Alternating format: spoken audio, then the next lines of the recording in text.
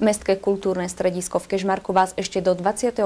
novembra pozýva na výstavu mladého popradského maliara a fotografa. V Kežmarskej galérii Barónka prebieha výstava mladého popradského maliara Tomáša Turzáka. O tom, že tento umelec má farbu doslova v krvi, svedčí aj fakt, že k poznaniu farieb, tvarov a priestoru ho viedli už od mala.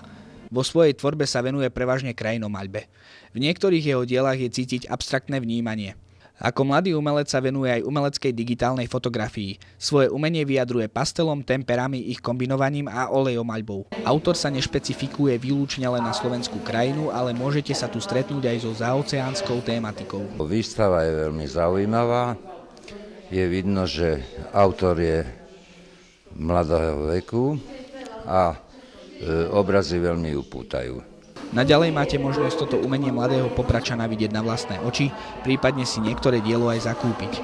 Výstava potrvá do 26. novembra.